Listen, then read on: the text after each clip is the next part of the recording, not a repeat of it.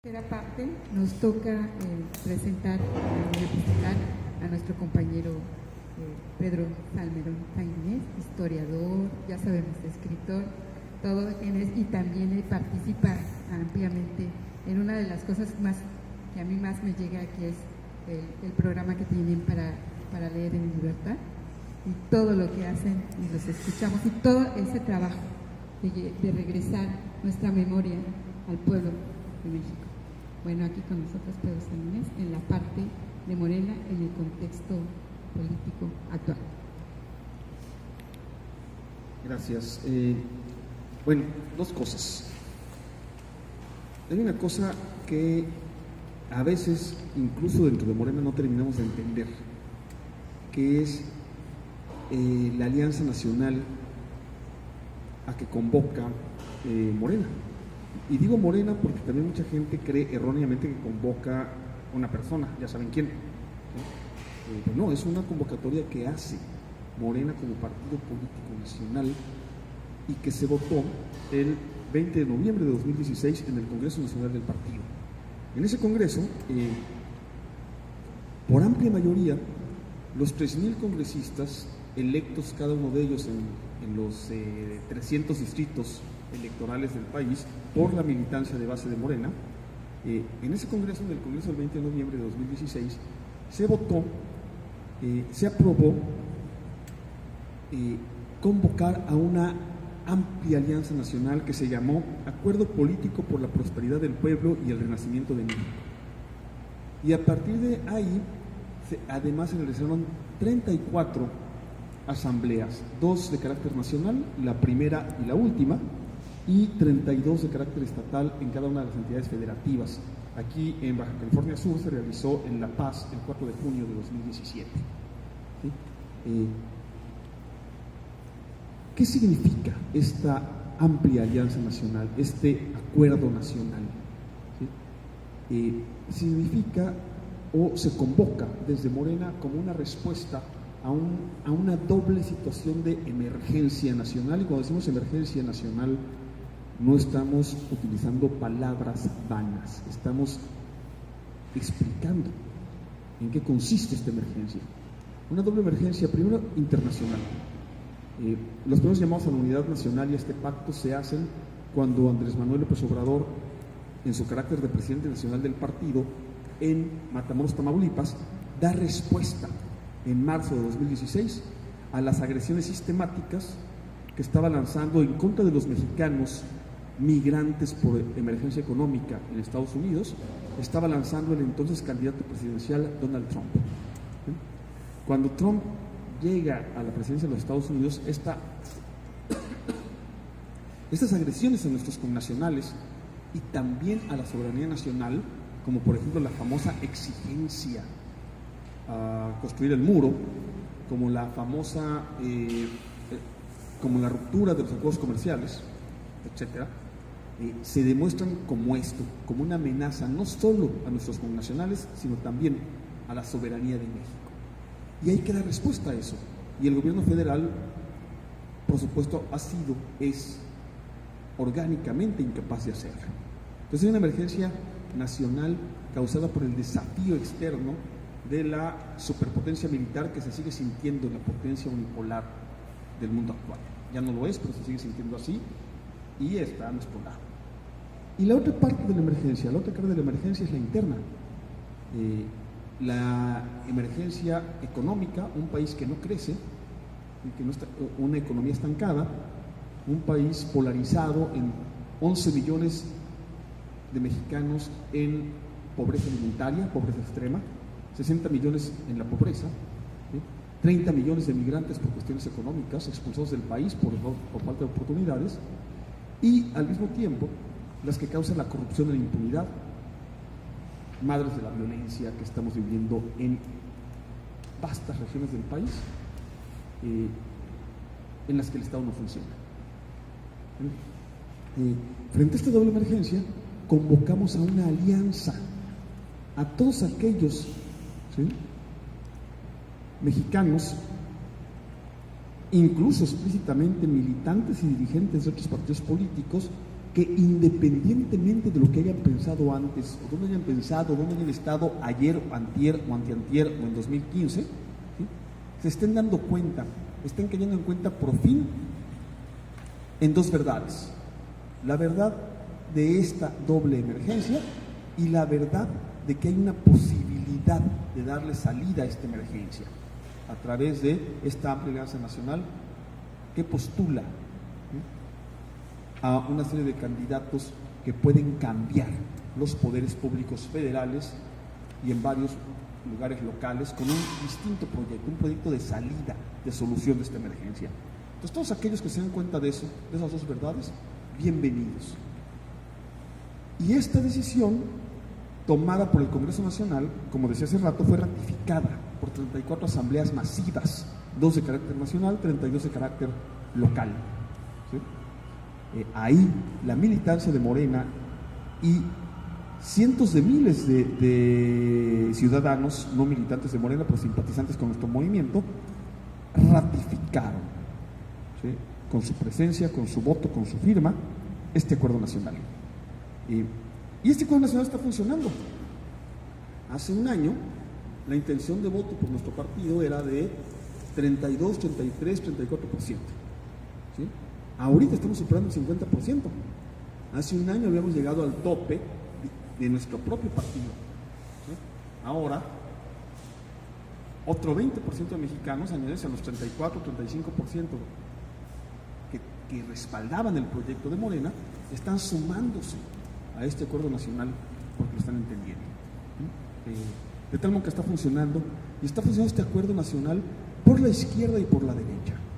Por la izquierda hemos sumado a decenas de organizaciones campesinas, de comuneros, a muchísimos maestros en resistencia, no las organizaciones magisteriales como tales, pero sí por todos lados los activistas, militantes, dirigentes del magisterio que resisten en contra de la mal llamada reforma educativa, la política que le quieren dar a la educación pública los neoliberales,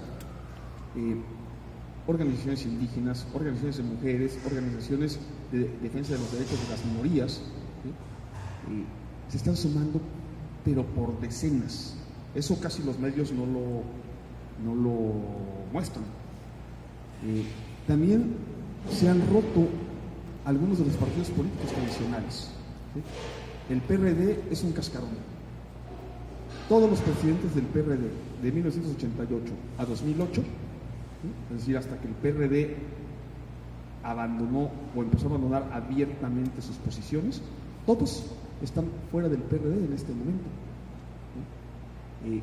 Y salvo uno que ya falleció y otra que se vendió por un plato de lentejas, Rosario Robles, todos esos expresidentes del PRD están ahora abiertamente con nosotros, o salvo uno solo, Cuauhtémoc Cárdenas, diciendo que votará por quien rechace la reforma energética, cosa que ha dicho un solo candidato, que es, ya saben quién.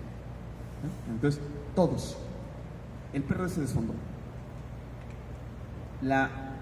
Los cuadros dirigentes, algunos con antecedentes que no nos gustan, como ocurre aquí quizá, no sé, no conozco Baja California Sur, pero como puede ocurrir en muchos lugares, algunos cuyos antecedentes no nos gustan, pero que están aquí.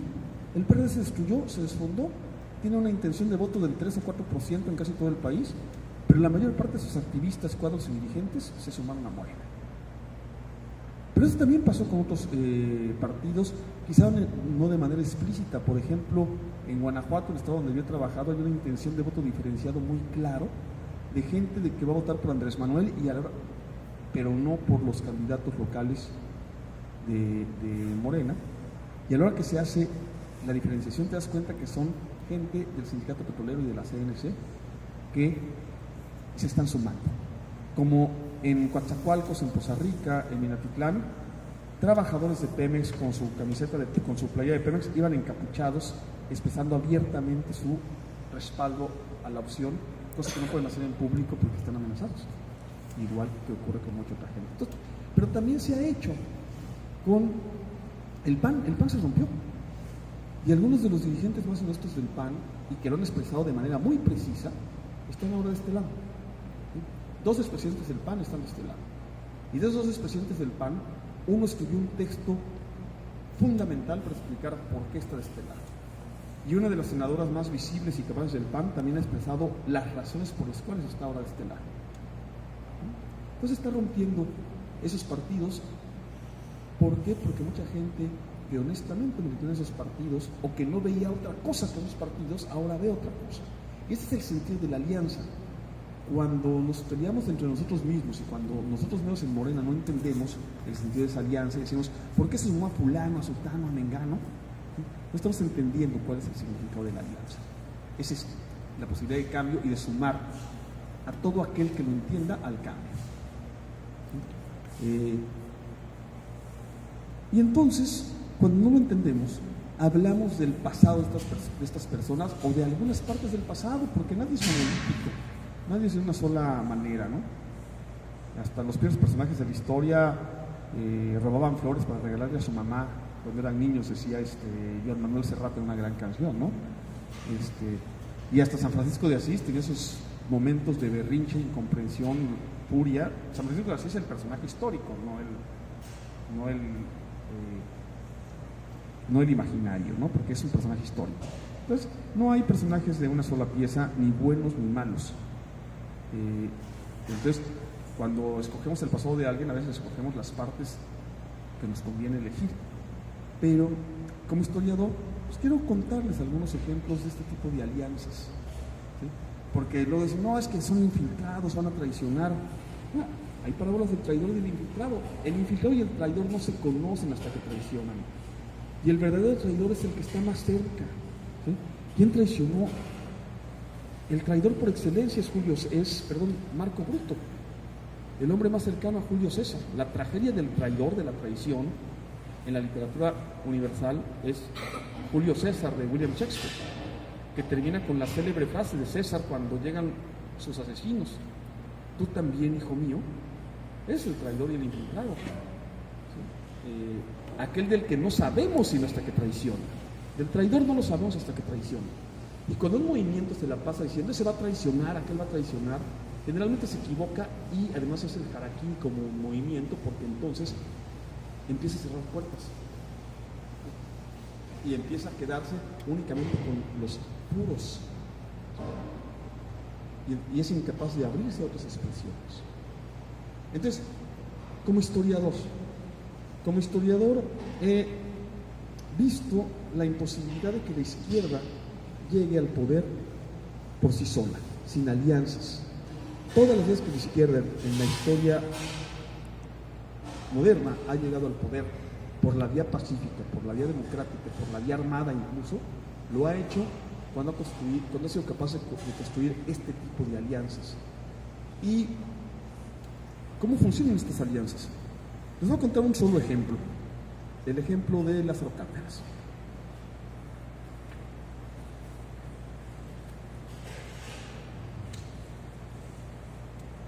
Para llegar al poder y para desde el poder entregar 22 millones de hectáreas de tierra agrícola, la mitad de ella fértil, a la cuarta parte de la población nacional en un país que todavía era un país agrícola, y al hacer eso romper los obstáculos más importantes para el desarrollo económico del país, que tenía 30 años de estancamiento el país en términos económicos, casi como los que llevamos ahorita, para romper el estancamiento económico,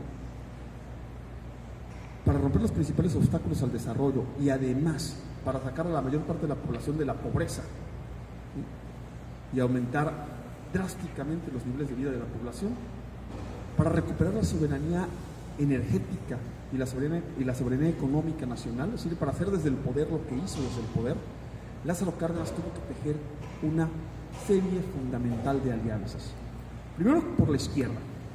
Cárdenas era el candidato natural del ala izquierda del partido gobernante, pero además eso tuvo que aliarse con organizaciones obreras y campesinas que desconfiaban y estaban en conflicto abierto con el partido gobernante. Entonces Lázaro Cárdenas se alió con las organizaciones campesinas explicándoles cómo iba a ser la reforma agraria. Y entonces organizaciones muy radicales y de alcance nacional como la Liga Nacional Campesina Úrsulo Galván, muy vinculada al Partido Comunista, ¿sí? Y organizaciones obreras como la Unión General de Obreros y Campesinos de México o la Confederación Sindical Unitaria de México se alían con Cárdenas cuando Cárdenas les explica cómo se van a hacer realidad las ofertas, los compromisos, el pacto social de la Revolución Mexicana plasmado en los artículos 27 y 123 de la Constitución, que hasta ese momento en muchos aspectos eran letra muerta. Pero esas alianzas no le habían alcanzado para llegar al poder. Lázaro Cárdenas tiene que tejer alianzas centrales con el ala derecha del grupo gobernante y con los empresarios. Y entonces, para acercarse a estos dos sectores, al ala derecha del grupo gobernante, encabezada por Plutarco Elías Calles, al que llamaban malamente jefe máximo de la revolución, y con los sectores nacionalistas del empresariado, ¿sí?, de los industriales, de la agroindustria, de la industria maderera, de la industria cinematográfica, de la industria manufacturera, Cárdenas teje uno por uno alianzas y pactos con personajes como Abelardo L. Rodríguez, en ese momento presidente de la República, y cabeza del ala más anticomunista y más de derecha del régimen. Ferozmente anticomunista. De hecho, una vez que Cárdenas en el poder, fue de los que encabezaron la lucha contra Cárdenas por el voto femenino.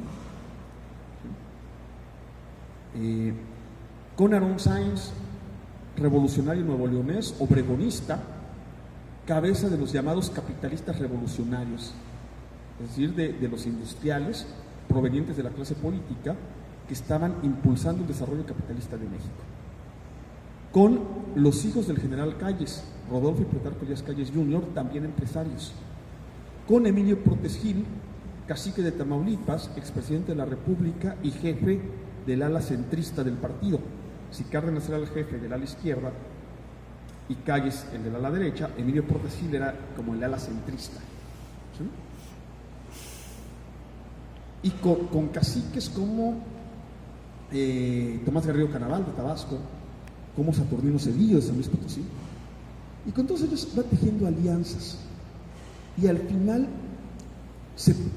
gracias a esas alianzas, derrota a los candidatos del ala derecha del partido, el principal de los cuales es Manuel Pérez Trevi.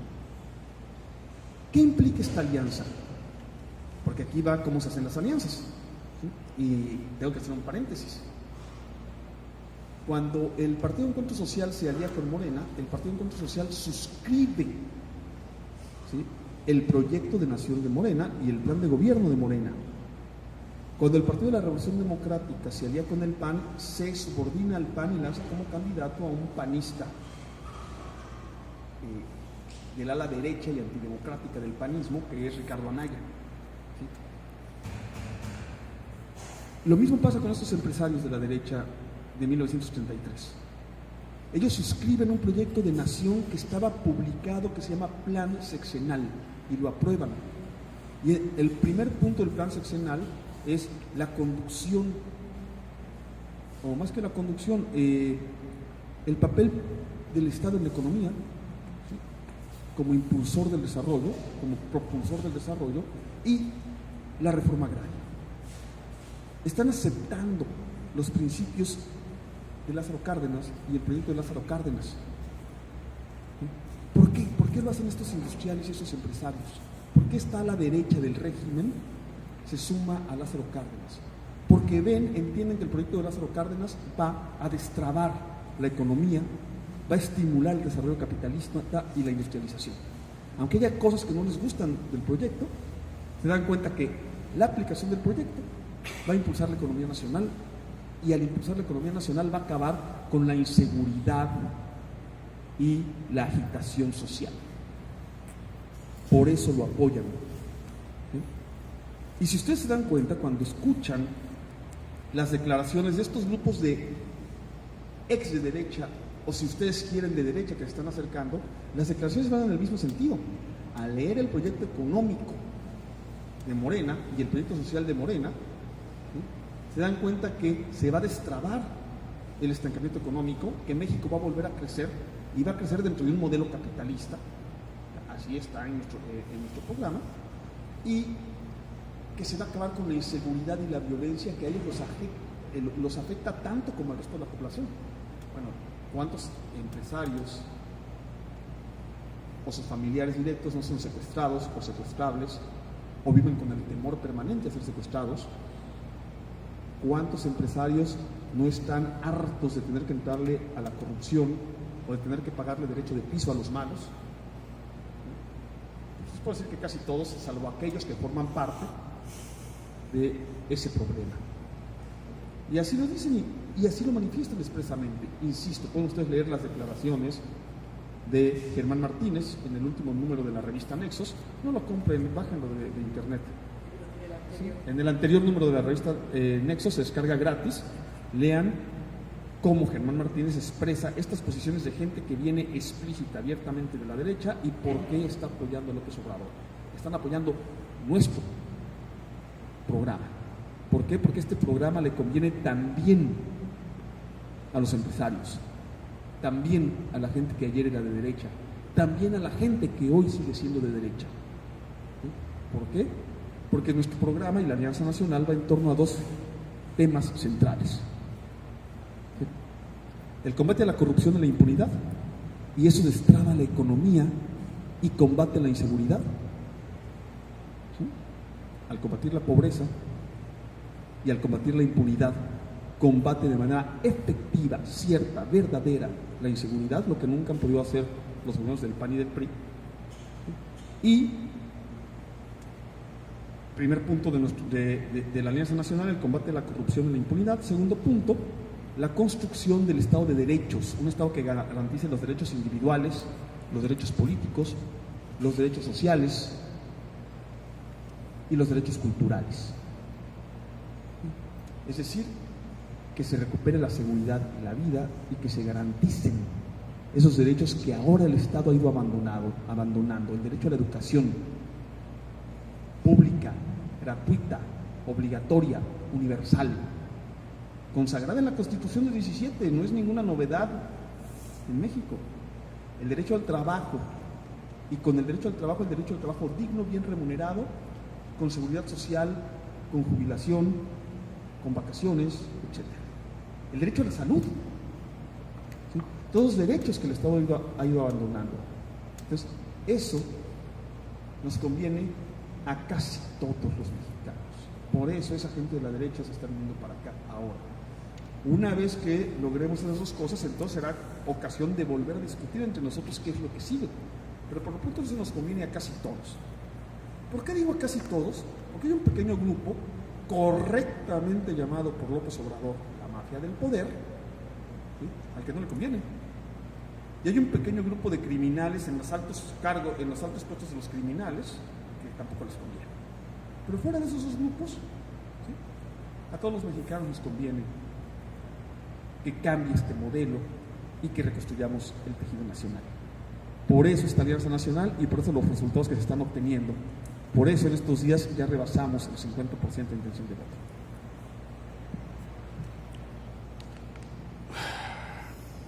Nada más quería agregar que es también el planteamiento de una nueva ética política, ¿no? Cuando nos dicen, hasta ahora todos tenemos un pequeño purista dentro, o mantenemos la cultura purista, y no todos. O sea, este nuevo modelo también trae consigo la propuesta de una nueva ética que permee desde arriba abajo, de abajo arriba, ¿no? Bueno, pues viva México, compañeros de Baja California Sur. Vamos a ganar. Por la Renovación Nacional, por Morena. Sí, la esperanza de México.